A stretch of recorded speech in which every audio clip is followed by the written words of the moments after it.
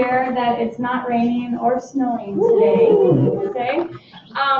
We will be rescheduling our speaker from last week from our snow cancellation. We just follow the Rapid City Area School District's policy, and if they have a 2-hour late start or cancellation, we cancel as well. So we're glad you're here. I know we have at least one new person. Is there anybody else who is new? Okay, so if you're new, we're going to put you on the spot. Okay. You get to stand up and you get to tell us your name and your organization that you're with, and how did you hear about us? Oh, yes, there you go. Does this work? Yeah, it does. Hello. Tiffany Knight, and I'm with Remax Results. I'm a realtor. And I heard about you from Carmen and from Randy. And I'm happy to be here. Excited to see what you're doing. All right, well, welcome, Tiffany. We're glad you're here. Okay, and everybody else is a familiar face, so I won't put you on the spot yet. So, unless I ask you to present. There's some of you are looking down at your shoes now. Okay, so here's the thing with 1 Million Cups is about 6 years ago, the Kauffman Foundation in Kansas City, they were looking for ways to help promote businesses and help entrepreneurs and do it in a way that's not going to be a cost to them. So they created 1 Million Cups. And since that time, there's about 180 plus chapters across the United States. And they all meet on Wednesday mornings. And the premise is that on Wednesday morning, there is 1 million cups of coffee being drank by entrepreneurs, community influencers, and networkers. And we are sharing about business. We are talking about our successes, our struggles, and we're learning from each other to continue to build our own personal businesses as well as everybody else's. So if you are on Facebook, please go to our Facebook page, check in, share that you're here. If you have not registered, please go to 1millioncups.com, click register. You create a username, which I believe is your email, and a password, put in a few information, and then click communities. Type in Rapid City, and all you have to do is click the follow button. So if you received the email that we canceled last week, that's because you're following us. So if you didn't receive it, go to communities, put in Rapid City, search, hit follow. You'll get all of the emails that we send out that'll tell you anything that's changing.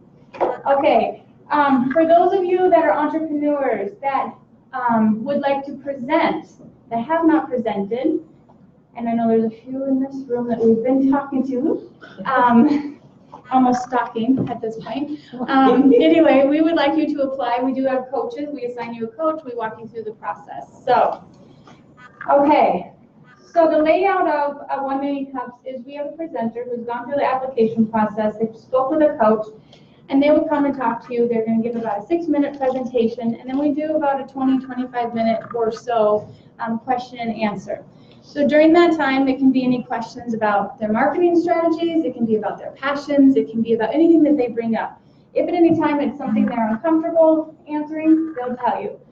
We do have a few presenters that sometimes because of licensing requirements, they're unable to answer certain questions, and they'll just tell you that. So without further ado, this is one of our first presenters that we had when we started a little over a year ago. I believe she was the second or third presenter. So last May, we have Dr. Rachel Headley. I want to call you Headley, I'm sorry, Headley.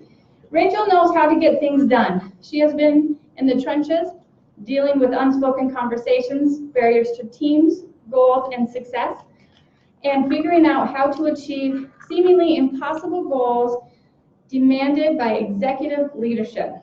As she rose through the ranks of the global satellite mission from an intern to a satellite scientist to operational science officer, she managed big projects, united stakeholders, guided teams through change, and led complex and groundbreaking achievements. Rachel is also a TEDx speaker and has spoken on stage in front of over 12,000 people. She is also a Forbes Coach Council contributor. Sorry, it's flipping all around for me. Contributor and serves on the Council of Trustees of South Dakota State University. She is a Mensa PhD. Sorry, it does not like me today.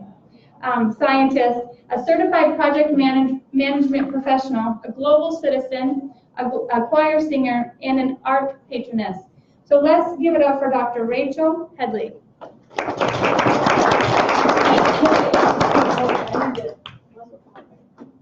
I'm just Meg. I have really cool red shoes. Right. She has an equally impressive red. Can you turn me on, maybe? Excuse us for not excuse us. We're really business partners. We tell people we're not like partners all the time. Thank you. That's exhausting to hear, actually, all that stuff. Tell me about it. I'm with you. I'd like to introduce, I'm Dr. Rachel Headley. I'd like to introduce Meg Mankey. She's my business partner. We started Rose Group together, and she was able to come down. We used to do things together all the time, but we're so busy now that we're off in different directions on planes going to different places. So it's kind of exciting, even though we get 6 minutes to be together. So what we decided since she was here, we're gonna share the stage a little bit. And so we're gonna flip back and forth. I'm gonna introduce myself. You've heard all of that exhausting things. But what the fun part about the entrepreneurial journey is, which is about what 1 Million Cups is all about, is that it might seem strange to people, not me, not Meg now, since you've heard it 1,000 times, to go from a PhD geography, now the CEO of a consultancy, business consultancy is what Rose Group really is. But what we do in geography, what I used to do is I used to look across a big problem, and I used to research and investigate pieces and parts of that problem to get the root cause understanding and the bigger picture of what was going on. And frankly, we do the same thing in business today.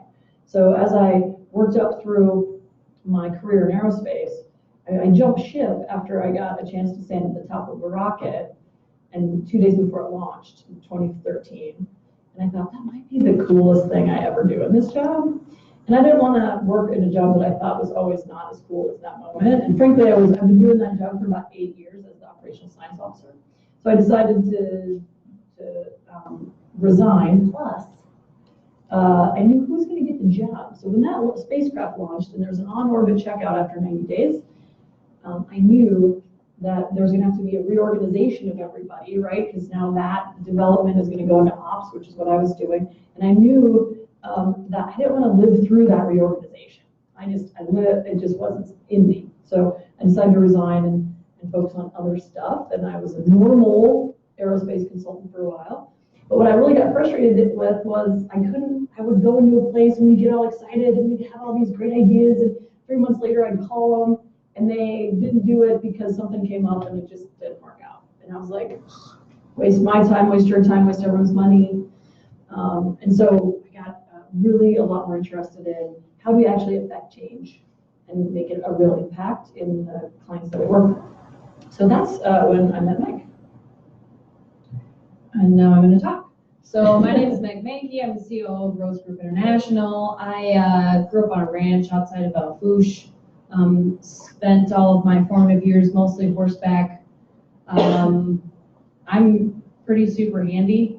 And then I thought, well, I don't really just want to be handy for the rest of my life. I'd like to actually do something with my brain. Plus, I don't know if all of you did live through and survive actually the winter we just had. Well, you get to do that actually all outside when you ranch.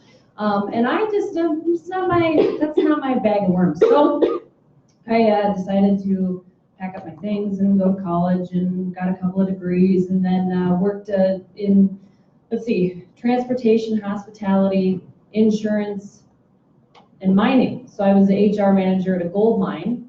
And if you think, everybody's like, oh my gosh, I can't believe you work with a bunch of miners. That must be really hard. I'm like, well, you clearly haven't ever branded with a bunch of ranchers because miners are a cup of tea. So anyway, did that for a while. And I got kind of frustrated with the way the bureaucracy of corporations make life hard for people who are actually making the impact on their business, making sure that the dirt turns into gold or that the miles turn into money in the transportation industry. And that's when I met Rachel. And I said, I say we commiserate. Rachel is exuberantly positive all of the time. This is why we work well together, because I typically land on the other end of the spectrum. And so I say we commiserate about how poorly businesses are run. And we thought, well, we're both pretty smart. we can probably fix this problem. So we did. We created a solution in our IX leadership and all of our, created a solution with our IX leadership. We threw it in a book with the help of a really great book writer. If any of you trying to write a book, Michelle Stampy is your gal. Promise you, she will not let you down. This is new since I talked last time. Yeah. So that came out in October 2018. We did the book launch. And so now really our real goal when we started all this was to impact the world, the business world particularly, in a way that makes life better for everyone. And so we do that in a couple of ways, and Rachel will now tell you about one of the ways. Yeah, so in the world of entrepreneurs, we talk a lot about B2B and B2C. So I'm going to mention a few things about our B2B side, and then Meg's going to share the other side of our business. So our B2B side is we work with other corporations in a couple different ways. Our verticals that we focus most on is mergers and acquisitions and manufacturing. And actually, there's a lot of overlap in those things. But manufacturing, we work a lot with executive alignment. We have frontline supervisor training. And really what that's about is more accountability training, which translates a little bit into leadership. We have a leadership book, but we don't call ourselves a leadership company. And as the entrepreneurs in the room, just a little story about that, is that there's so many people doing leadership work that have never actually done leadership in an actual business. It's really hard to cut through all of that noise and say, no, we're real leadership people, because everyone's saying that. And so we've been really careful to not position ourselves as a leadership company because frankly, leadership training as it exists today doesn't really solve problems. It's a lot of self-reflection, which is very valuable. But when you go into a room with this many people, there's, I don't know, 25 people here, if I know what each one of yours Myers-Briggs is or DISC is or whatever it might be, that's really insightful if I'm working with Leah one-on-one. But if we get 25 of us in the room, that kind of information breaks down very quickly. And I don't know that someone over here is going to not work well with someone over here, not because they don't like each other, but because they have a different view of the world. And so what we decided was, this creates so much anxiety and stress for people. I used to have a job where I'd walk all the way around the building so I wouldn't have to walk in front of one person's desk. You ever had those jobs? That's why we're all entrepreneurs, right? But so how do we solve that problem? Because that woman in that desk didn't really not like me. Not really. We just didn't. Well, pretty sure. Likable. We have this disagreement that I think everyone is well intentioned, and Meg's like, no way. There's really truly bad actors. But we have different words for it, but we're on the internet, so we won't say that works. So anyway, so what we did in our IX framework is we said, if you focus on your people and making your people, understanding your people and how they interact and how they want to work, that's going to change everything.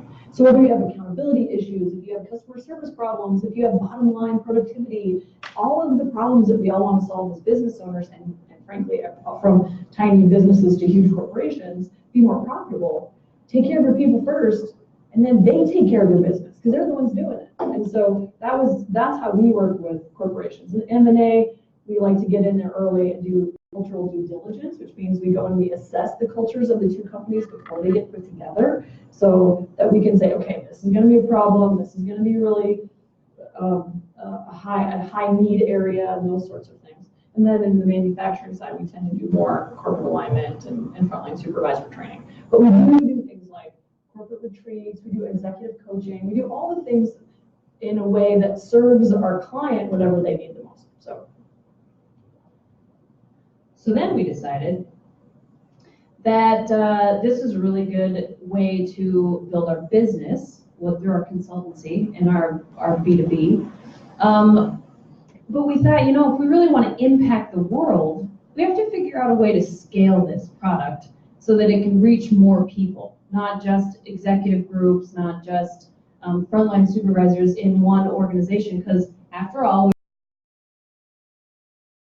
a certain amount of places a year at once. And we decided we didn't necessarily want to start our scaling by hiring a bunch of people to work for us and then go out and do consulting on our behalf.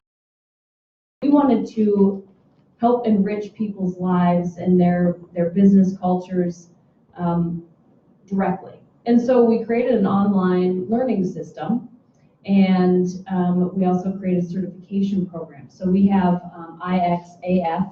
I know what you think that stands for. In my mind, it does stand for that.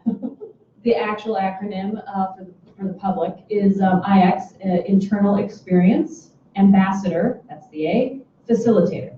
So if you get IXAF certified, you're awesome first.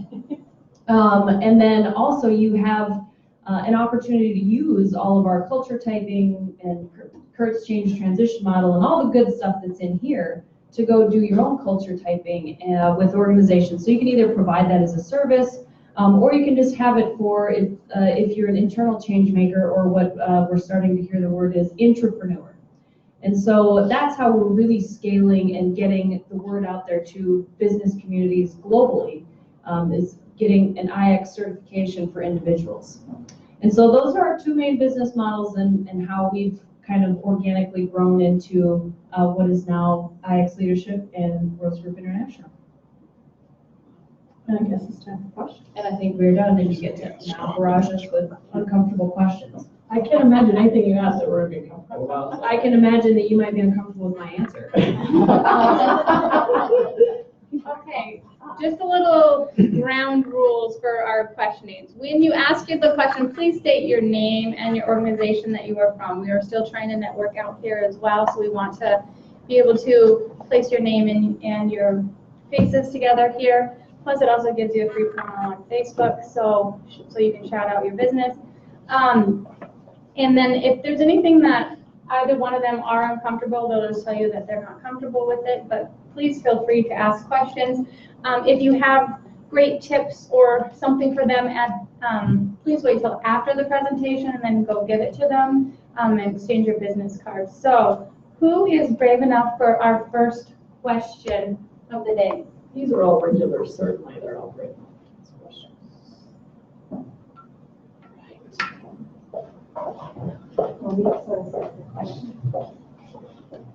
Monique Stevens with South Dakota State University. Have you used this technique with the educational colleges versus businesses at all? Well, I guess SDCEO. Yeah, not traditionally university education systems. We haven't really chased them as an opportunity, frankly. We have worked in over 17 different verticals though, so there's no reason to think that it wouldn't work. One of the interesting things about higher education is if you think about most educators, and I am a PhD, so I get these people. They total nerd, pointy head. They go to college longer than anyone else. They stay in school longer than anyone else, and then they actually get a job in school.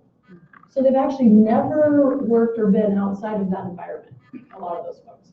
And so what we say is those people tend to be very order tolerant. So they don't like change. And so one of the big challenges we see at universities is that when there is a big change, they don't really know how to deal with it, or how to, and the leadership doesn't really understand how to roll it out very well. And so whenever there's a big change in a university particularly, there's a lot of resistance and anxiety and stress. And that creates a lot of bad feelings, a lot of morale issues. They already get, at least in South Dakota, they already don't get paid as well as counterparts. And so there's a lot that builds and builds and builds over time. And frankly, then it becomes kind of a dysfunctional workplace. And so a lot of that kind of anxiety is driven by change. And so I would love to work at universities. Interestingly, Steve Urbanbach at the SDSU Foundation has bought our book for everybody in his team, and we're working with some of his people on possibly getting their IX certification. So in that sense, there's an interest, but that is in the university providers. Other questions? Otherwise, we'll just talk more about ourselves. We're good at that. Deanna Beckett, character coach. Is that on? Yeah. Tell me a little bit about more about your certification. I mean, the time frame, who is ideal, maybe cost share. Sure. Yeah, our IXAF certification rolls out once a month, and it's an 8-week program. And so there are 7 phone calls in those 8 weeks. The 8th week is graduation week, and it's not like college graduation where you don't actually do anything. You're mostly just drinking the whole time. That's an option. It is an option, and we won't know, because actually a lot of it outside of the 7 phone calls is virtual. So there's a virtual component where you're learning things online through our learning management system.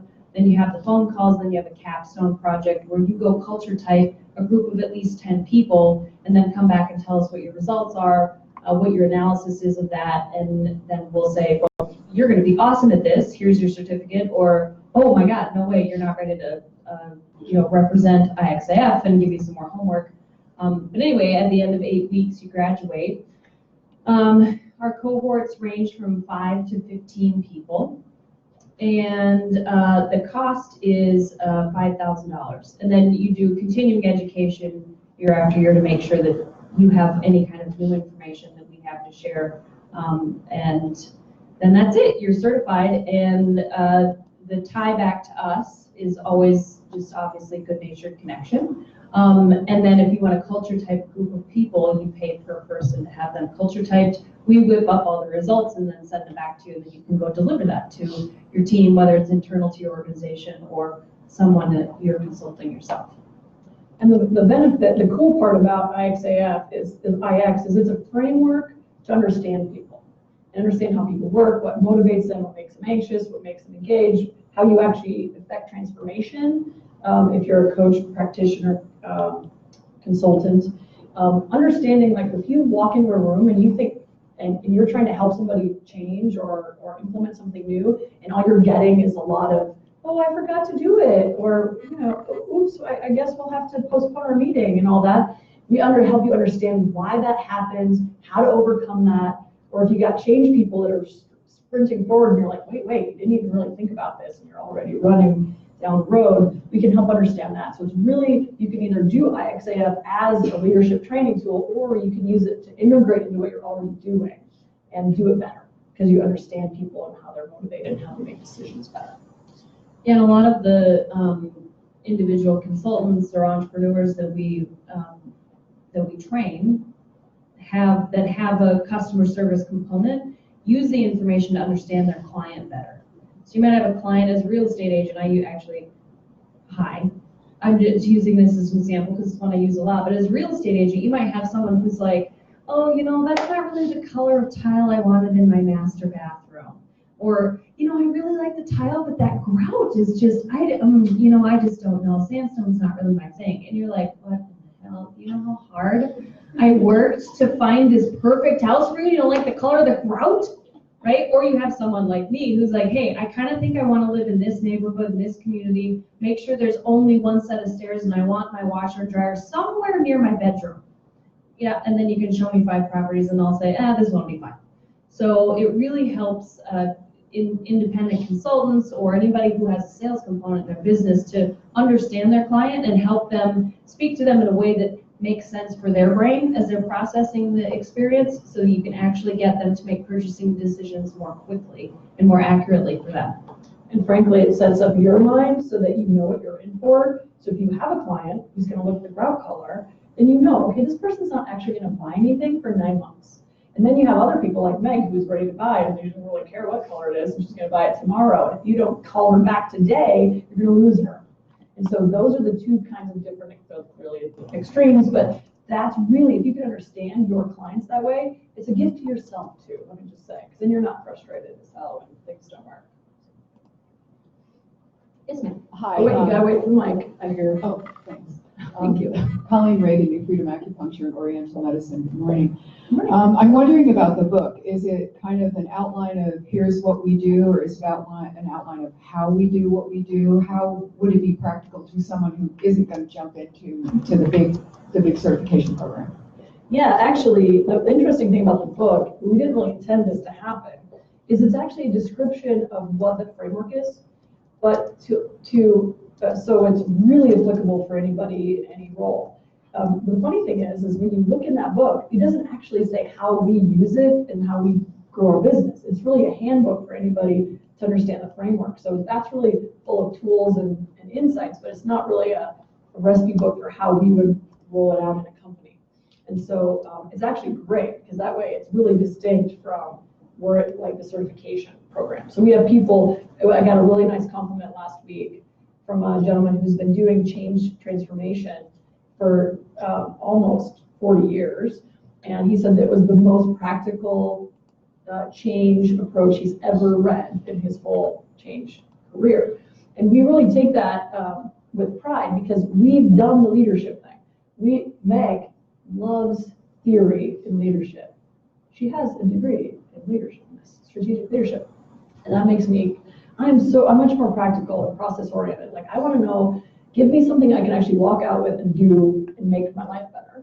And so, but Meg is super practical also. And so we really made this book so that you could actually use it. It's not about the theory. The theory is all behind it, and it's all based in theory, but we didn't want to put another theory book out. We want to put a book out you can actually use. So that's really, it's much more practical than most.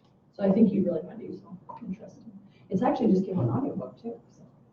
You get to hear us, more of us. 5 hours and 29 minutes. We read it, and it's kind of freaky to hear your voice after the guy says, by Audible, or whatever. This book is brought to you by Audible. And then it's our voice. It's like, Yeah. what is happening? It's pretty neat. It's kind of cool. You can too. Okay, other questions? And Leah with Insight Partners, I have a question for you. If you have a client reach out to you and they say, I don't want the culture types, I want blah, blah, blah, can you still work with them or do they have to do the assessment in order to do the next step? We're really convincing, so at some point or another, we'll get you to do the culture types. But no, we can work with people on basic, a lot of times people don't call us and say, hey, we really want to know what the culture type is of our whole organization. No, because that's not what their problem is. They call and say, Someday they're going to do that. Not yet. They think about what their problem is. Hey, listen, I've got a line that keeps breaking and the people don't, my people on the floor don't know how to fix it. Their supervisor doesn't know how to hold them accountable. I have an accountability issue. Well, to us, that wraps up into something different. Is, my line is not running because my supervisor doesn't know how to hold people accountable. So we say, sure, we can address accountability and here's how we do it. We always start with the culture types because that gives you a roadmap to understand the dynamics of your team. And so if somebody says, I don't want your culture types, we say, that's fine, we're gonna sell you that anyways, and you're never gonna know it, and you're gonna be really happy when you get it. Right. Well, so the magic, as you know, of selling is you sell them what they think they want, and then you give them what they need, right? So we get called, people call us, it's for retention issues. We can't keep people, we don't know what's happening. It's for rising star leaders that they want to have some more training, but there's not really a good fit for them. There's accountability challenges. There's, they've had a big reorg and everything's falling apart and they don't have any bandwidth or time to solve those problems internally. So it's a lot of times it's those are the pain points that people call us for. And then the culture type thing for us, the difference about culture type that's cool is that we actually scatter plot everybody on the same graph, so we can see that Leah is much more chaos tolerant than Melanie is, for example. And then what does that mean as far as them getting along and then fighting? And that's really kind of a gateway drug, actually. A lot of times we'll culture type a group for free and then show them we can immediately start explaining the dynamics of their business, and they, like within minutes, they'll say, we've heard, do you have a video camera in our conference room? Or have you been talking to people? Someone already told you about the whiteboards, didn't they? Yeah. I said something about, the fixer really likes to get up and whiteboard, and the guy's like, did somebody already tell you about all my whiteboards? I'm like, no. You just know people. And so we've done it enough now that we can almost automatically start diagnosing root cause problems for people without even meeting anybody. And so it's such a powerful tool that it's kind of, like I said, it's kind of our gateway drug, really. Because then we culture type somebody's team and they're like, oh my God. And then we can then help them fix what those root cause problems are.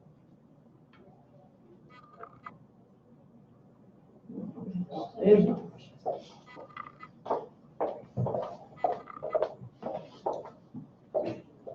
Hi, Jared Phillips with AJ Phillips Real Estate Solutions. My business partner Aaron and I, we don't have any employees. I was curious if you guys maybe work with statistics and kind of maybe what our buyer's market might be or where it's going. Do you guys look into that and maybe have details with maybe futures type markets and stuff like that?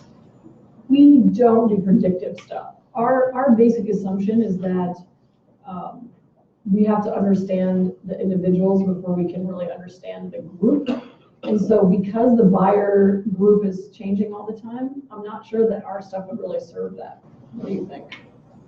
I mean, now without a lot of back end work, Yeah. my financial analyst degree, I could certainly sit down with you and we could pour over some numbers and I could provide you some incredible statistics. But the funny thing about statistics is generally they're wrong.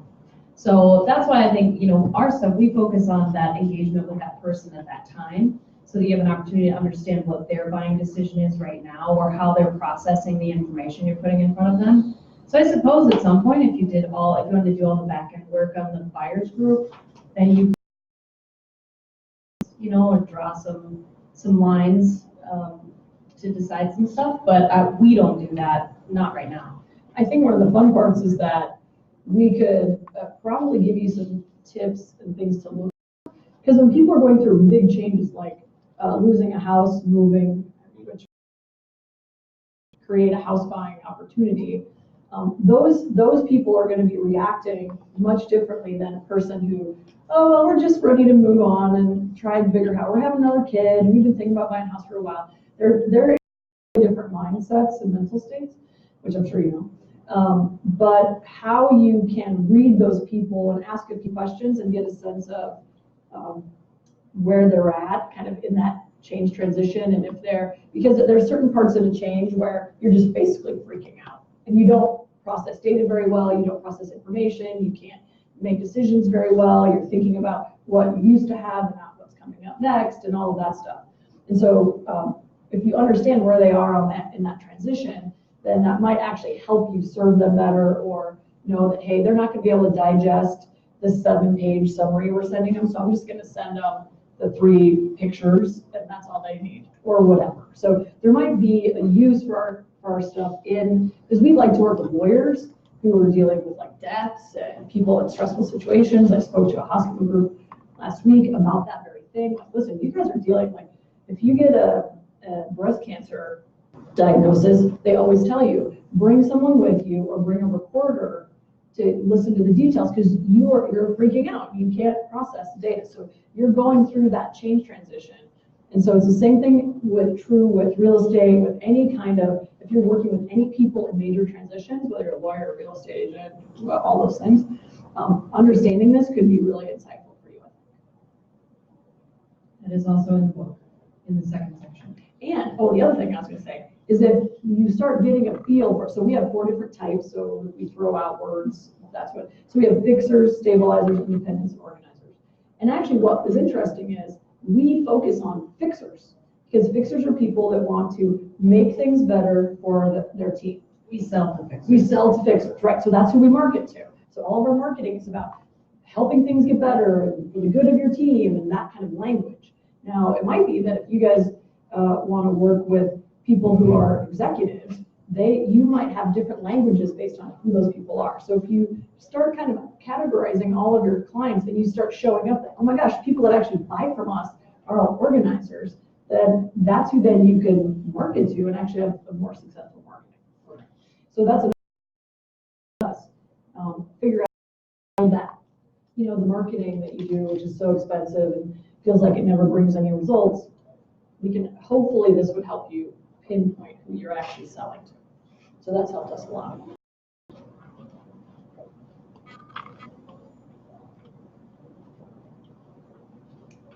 No, you guys have questions. You're not always quiet. You do have a weird business, I know. Would it help if I took off my shoes? Why would that help? Because maybe they're scared of my shoes. They're pretty intimidating. Well, one other thing I'll share is what's really cool is we actually have a nationwide company, but we are headquartered out of Spearfish. And the way we get to do that is we're having people get certified all over, and we have people in our group from North Carolina, Georgia, San Francisco, all New York, all around. And they are helping us scale with our consultants. But we do a lot of stuff by video. And so that allowed, like this 8-week program, we have people from literally, I gotta make the map. I'm making a map of all of our people and put it, so we have put on our new webpage. But, so we have people from all over, and we can do that because of video. And we travel a lot, frankly. But it's awesome to come home to Spearfish to the Black Hills and have it here on weekends. And I was telling somebody, we're 2 hours behind the East Coast. So about 2 o'clock on a Friday, my email starts going down and not getting any new emails. And then really we don't have any emails through, Sunday night. And it's amazing. I mean, I worked in jobs where you have a 2 a.m. email, and sometimes you got to reply because of that level of that sort of hourly commitment. So it's really pretty awesome that we're able to work from here. We both have young families, and so this is a place where we want them to grow up. So it's pretty.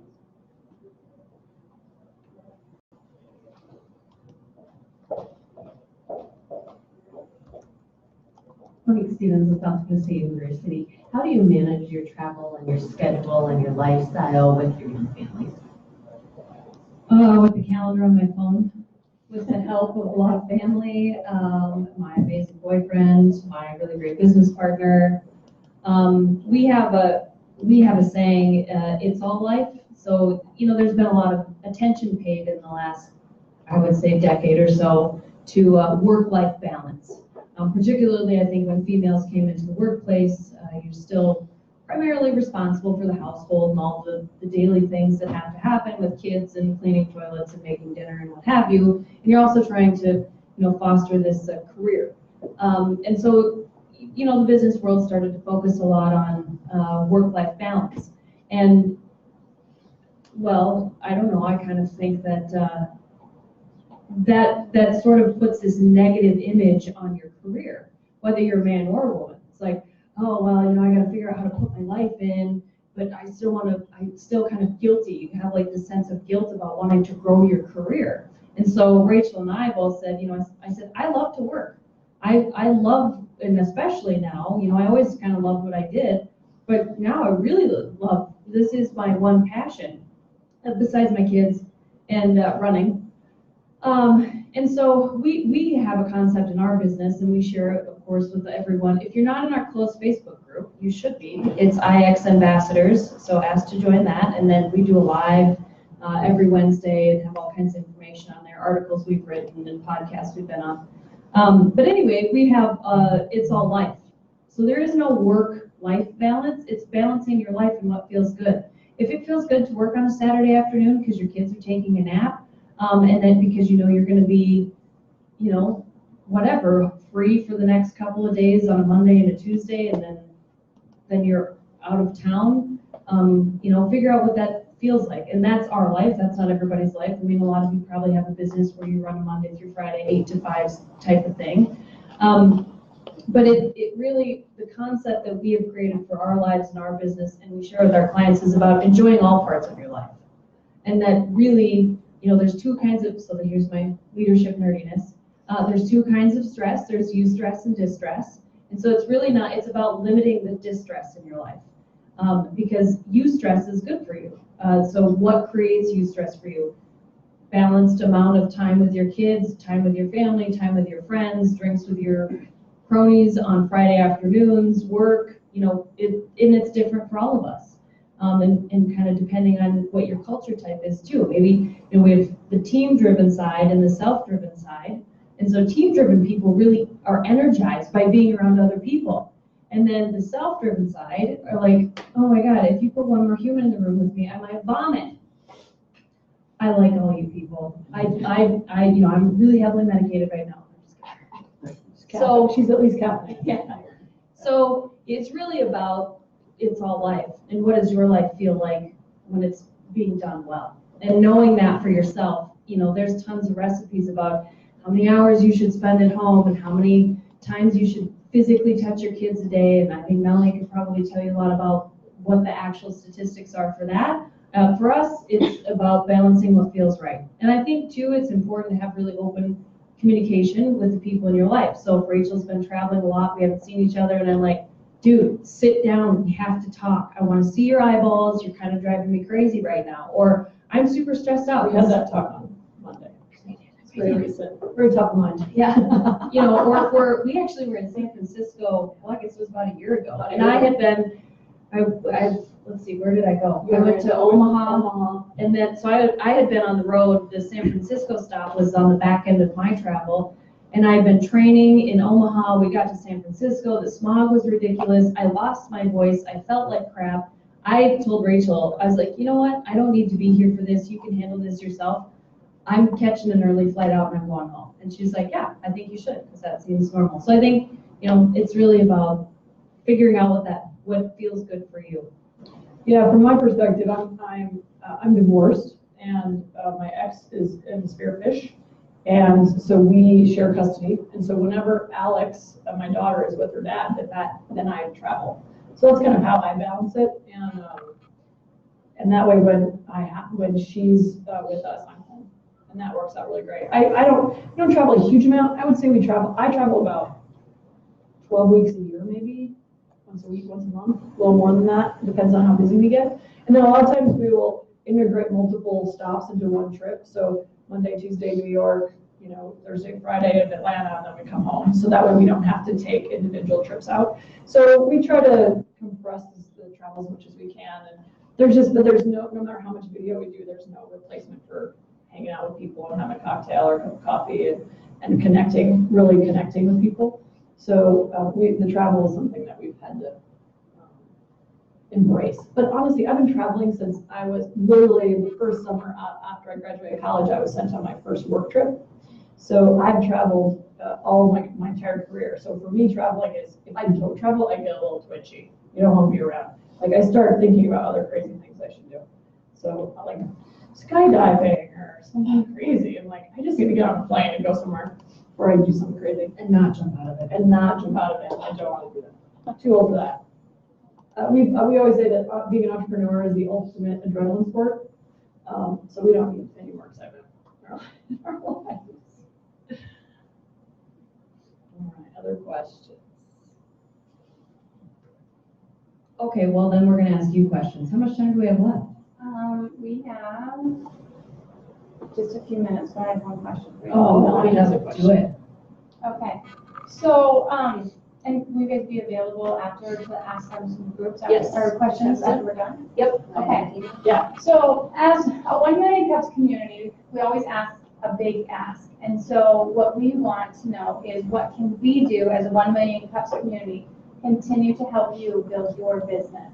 And just remember that you are live streamed. This video will be edited and uploaded. We do have investors following. We have other people in different areas. So we want you to give a big ask. What can we do to help you build your business? There's so many things to ask for. What's the one thing we want? Well, you ask yours, we're there for this, a twofer. Yeah. They get 2 asks, we get 2 asks. Well, it's really interesting. Even though we're always busy, we're always looking to grow. So this is a big part for us. I came out of Landsat, which is literally the longest running, biggest, most important gold standard satellite mission in the world. And it's really hard for me to feel like I'm having a big enough impact on the world now, because I left that program and now we're building our company. So I tell you, it's like this, I'm a fixer, which means I want to help people. So we are always looking to grow all the time. And so I guess my ask would be, what's a strategic ask? My ask would be that if you know organizations going through transition or considering acquiring, or really the transition piece is key, because then people are interested in and bringing in experts to help them through that transition, because most companies just are like, okay, it's going to be 2 years, it's going to suck, and we're just going to get over it. But you're really companies are really giving up the most important part of that transition, because there's a time in your company's transition where we call it the innovation phase, where people are the most creative, most excited, the most engaged they'll ever be, and most leaders just gut that out and push through as fast as they can, and they miss their biggest opportunity. So if you're going to make a change to your company anyway, take a pause and say, how can this actually help our company, help our people become more stronger, high-performing teams? So if you know companies are going through transition, small or large, our biggest client is a $500 million client. We're talking with a very, very big company for about a year about working with them, a big holding company. And then we work with Black Hill Stock Show. So we work all across the gamut. So we would really appreciate a connection with people that are going through big transitions or that need leadership or people support, problem-solving support. And what really helps us is to not say, hey, Leah said to call you, and so who do I talk to? What really helps us is if Leah emails Bill at blah, blah company and says, hey, Bill, meet Rachel. They're doing some really cool stuff with people. Because that makes sure that Bill knows that Leah actually knows us. And I'm just not saying that, oh, Leah's my best friend. You didn't know? We're besties. So, because that happens a lot. And so for us, it's that personal connection into organizations that really gets us new clients. And it's very valuable. So that would be a great Mine is in order to really continue to scale and get all of our information out to the world, we need to sell more copies of the book. And so buy a copy of the book, buy a copy of the book for your spouse. That's a $15 ask. That's buy a copy for your kid and your dog and whoever you want. It's available on Amazon and Barnes & Noble, and in Kindle version on Amazon and on Audible and on iTunes. So buy the book and then put a review about it out in the world, whether it's on Amazon or on Facebook or wherever it is. That helps build credibility, and so that we can impact more people and make more of a difference in the world of business. Okay, well, let's give it up for Megan right for speaking. I know, Rachel, you're getting another one. No, I love You it. get your Thank very you. own 1 million cups mug, so you For can. more coffee. Yeah, and help us promote 1 million cups. Heck yeah. Okay. Thank you so much. Okay, so, we are gonna do, I have one question. How many of you have cups? I think there's only one person in this room that doesn't have a mug. So, the question is going to be, what does the acronym IXA stand for? Can I say it right? Yeah. Are you giving away that mug? Yes. Well, here, give away this book instead, because everybody already has a mug. Okay, Or two. A mug or two. A mug, you could give it also. Okay, so you get a double prize today, a book and a mug. So whoever can tell me I what can see who was it. IXAF stands for. Actually, could we, if nobody knows, could I ask a question? Yes, you can. I want someone to give us their most frustrating people problem. That when they deal with people, and then we'll tell you how we would solve it, just for fun. And then you get the thing. And you get the book and the mug. This is a Really? smart man. My staff insists on creating small talk. Every time I walk in the door, they want to talk about how was your weekend, how was your day, and there's nothing that drives me more nuts than Aw, he's a talking about my day. self-serving guy. He's just like you. Rachel comes at me, guns hot with a hug every morning. She's like, how you doing? I'm like, hey. Too much, too soon. Okay, well, so I would say we have what we call Mad Hatter principle. Mad Hatter principle means that, does everybody know why hatters were deemed mad in the early 1900s?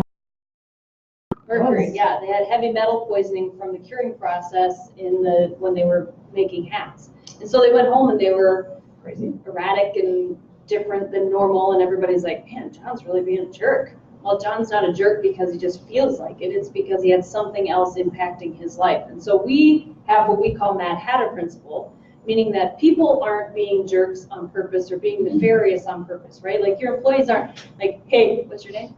Randy. Randy really hates it when we ask him how he's doing. Let's all ask him. So people don't do that on purpose. So we say if you employ the Mad Hatter principle, you give everybody a little bit of grace. They are who they are. You say, okay, you're not trying to make my day worse. It's just something else maybe is impacting your life, or you have a different perspective on the world. So you just use a little Mad Hatter principle, and when somebody tries to hug you, you give them a high five instead. And Or this is the other thing that's probably happening. That you are self-driven, which means if you didn't talk to those people all day, you'd be totally fine with it. Well, team-driven people want to engage, they want to be socially connected. That's what drives them. They can't help themselves, right? And so what happens is a great example. Randy, thanks for asking this question. So what happens with Randy is Randy goes in, he's self-driven, he goes in, he's like, oh God, we just have this thing to talk about. Why are we talking about weekends, dogs and kids and baseball games, whatever. And everyone else is like, why is Randy being so standoffish? Doesn't he know that we want to know what's going on? Doesn't he want to hear about my weekend? What? Does he not like me? This is what all the time. And all automatically now you drive you crazy to walk into the room because you don't understand how each other. It's not nothing to do with you, man. And that might drive you crazy. But if you walked in there and said, we're not gonna have any small talk ever again, shut the hell up, we're just gonna have a meeting, that would wreck them, and they'd think you're a real jerk. And although all the self-driven people, like Meg would be like, finally, Randy said something about this damn small talk. I don't care how many games your kid played this weekend. Oh my God, she can literally be on the phone and off the phone with a client in 15 minutes. And I haven't even got to the topic yet. I'm like, hey, how's it going? Oh, hey, what's going on with you? Oh, you're just in Miami. I was in Miami too. You know, we're chatting the whole time. And Meg's like, listen, you gotta get off the phone faster. I'm like, no way, man, I love that stuff. And so, unfortunately, you're not gonna change, they're not gonna change any more than you are. So what you just have to decide is that you're gonna let them talk for 5 minutes and then you're gonna make a meeting, right? So that's, understanding how each other works is really the best thing you can do, because no one's gonna change. And that's really but the important thing is, you need them as much as they need you, and that's the secret, is that we need each other, but no one's really helped us figure out how to get along without driving each other crazy. And that's really the heart and soul of what Rose Group does, is we help people figure out how to value each other in a different way or new way. So if you have business questions on how to fix your environment, come talk to them afterwards. Okay. We're not fix, understand. Understand, Fix, okay. we do fix, actually, we do fix. Okay, so let's give it up for Meg and Rachel one more time. Anyone Google what ISAF was? Anyone remember? Facilitator.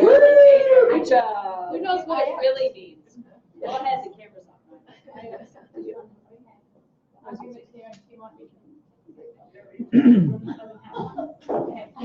Okay, so.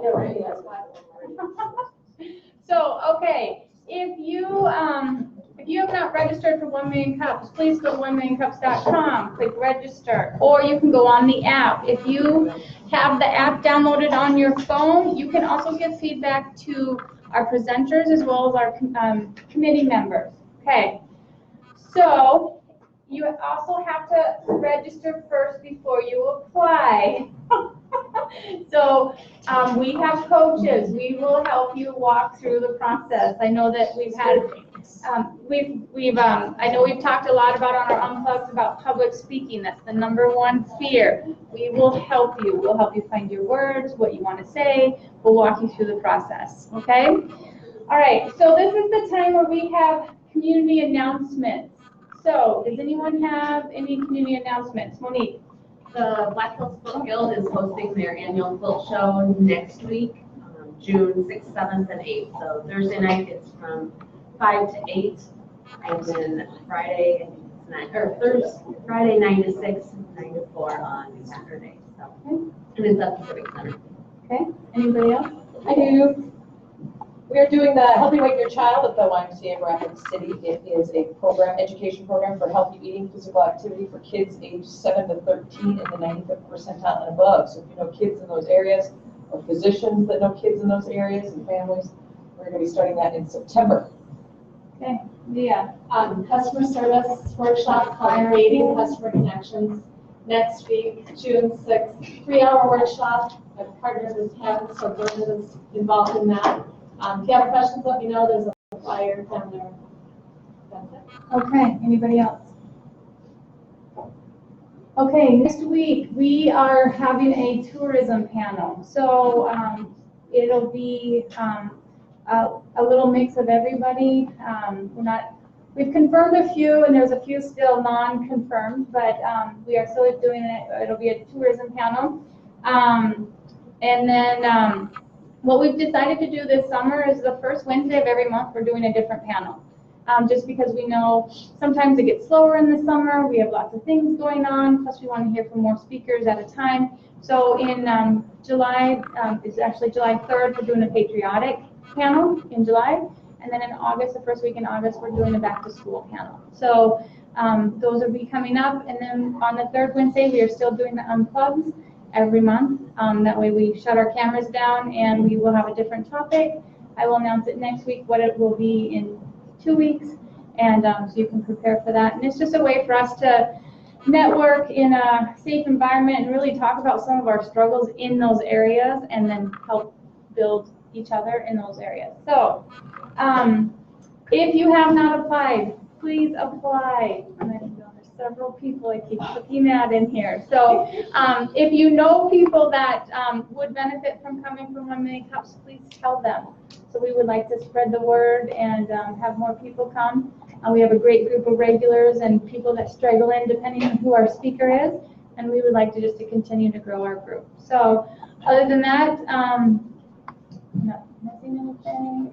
Do you have a hashtag? We do. It's one MCRC. Yep. And okay. So otherwise, we will see you next week, and we will be having our tourism panel. All right. Have a good rest of your week.